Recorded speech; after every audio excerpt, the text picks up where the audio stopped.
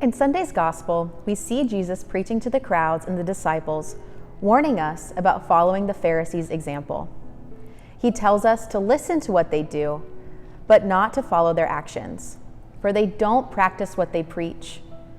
All of their works are done to be seen by those around them. We begin to ask ourselves, well, how do we avoid doing things for others to see us and praise us?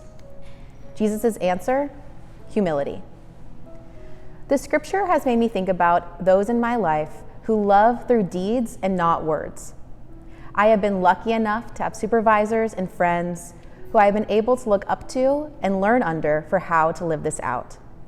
I've watched my teaching supervisor manage 30 teenage boys with kindness, even though they asked her a million off-topic questions. I've watched my boss in campus ministry ask the students what they wanted and needed, rather than do the programming he had already planned out for weeks. My friends have set aside intentional time for me, even though I know how busy they are. I learned how to be patient, oriented to others, and caring through their actions. They didn't sit me down and tell me why they cared about the students or why I should follow their example. Rather, they simply lived out the calling to care for each other, and that in itself spoke volumes. It was through their ability to humble themselves that they were able to have actions coming from love. They put others before themselves, and by doing so, they were able to make a lasting impact on those they served. When I was younger, a minister once told me, "The scariest prayer you can say is, 'God, please humble me.'